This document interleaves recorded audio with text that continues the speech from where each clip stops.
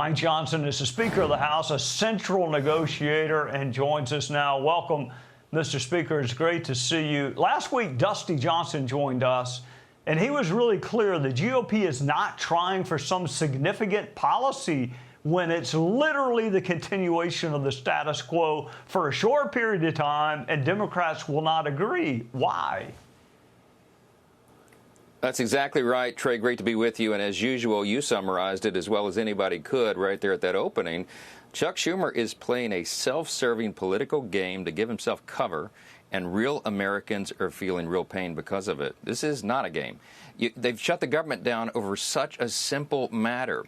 We were forcing the muscle memory back, Trey, to Congress. As you and I both have lamented before, Congress doesn't do very well on stewardship. You know, the way it's supposed to work is 12 separate appropriations bills are done by Congress every year, and they're deliberately debated and carefully decided upon so that, you know, taxpayer dollars are spent efficiently and effectively. That hasn't happened in a long time. So when I became Speaker almost 2 years ago, I was determined to get us back. And thanks to our appropriators who are working so hard, we've done that. Trey, we got 12 separate appropriations bills passed through the House.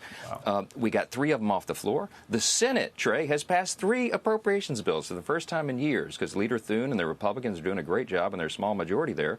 And when the bills didn't match up exactly, we went to a conference committee. All that's working great. We're getting back to the way it's supposed to work, but we ran out of time because September 30th was the end of the fiscal year. So what did we do?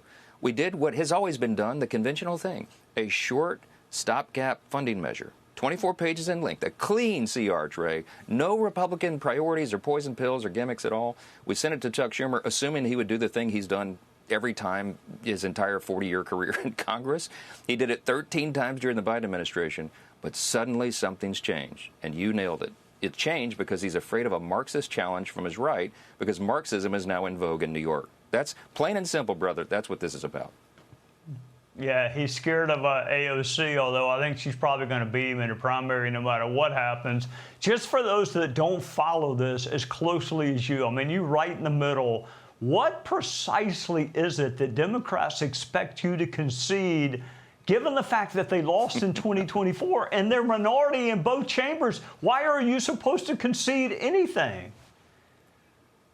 Well, and they didn't give us anything reasonable at all. Their counter-proposal, Trey, is to spend over $1.5 trillion additional dollars in a 7-week stopgap funding measure just to keep the lights on. They want us to spend $1.5 trillion new dollars, and included in that is, yes, everyone, free health care for illegal aliens again. Don't take my word for it. Go to our website, speaker.gov. It's right there as soon as you pull it up.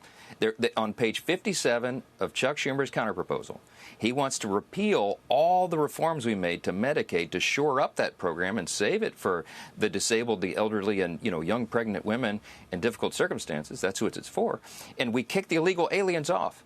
No kidding, Trey. We're not making this up. They're proposing, as a condition of reopening the government and getting troops paid and Border Patrol and TSA agents and turning back health programs and all that on, they want us to give health care to illegal aliens. $200 billion. We're not going to do that. The American people don't want us to do that. And in large measure, to your point, that's why we won the election in 2024. All right, Speaker. Obamacare, you're the student of history. My memory's rusty. Obamacare, I think, passed without a single GOP vote, as did the pseudonym Inflation Reduction Act. When did Democrats become enamored with minority political rights? I mean, what concessions did they offer you when they controlled both chambers of the House? I don't recall a lot of, hey, Minority Leader Johnson or Minority Leader McCarthy, what can we do to help you? I don't recall that. Not at all. Quite the opposite. Chuck Schumer was draconian in those things. He didn't give us anything.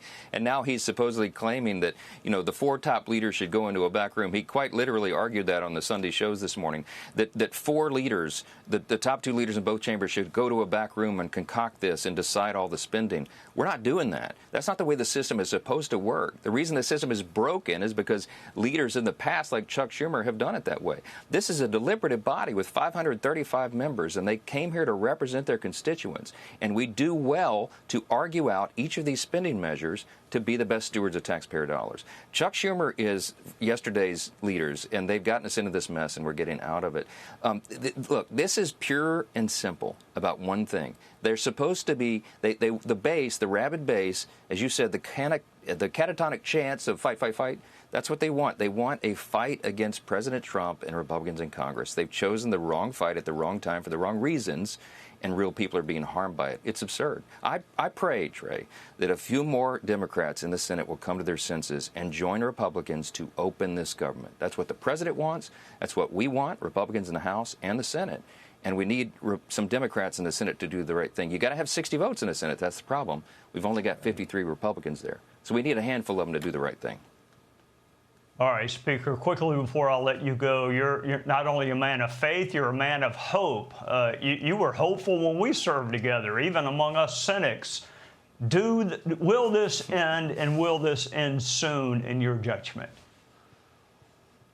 I think, hope, and pray that it ends in about a week. I don't think this can go much longer because, you know, you think of all the people who are being harmed by this. It begins with women, infants, and children. Their nutrition programs are being stopped, and veterans, health services, and all the rest.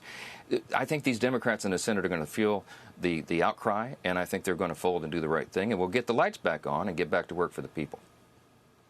Speaker Mike Johnson from the great state of Louisiana, a very busy man. Thank you for joining us on a Sunday night. God bless you. Take care. Appreciate you, brother. Thanks so much. Hey, Sean Hannity here. Hey, click here to subscribe to Fox News YouTube page and catch our hottest interviews and most compelling analysis. You will not get it anywhere else.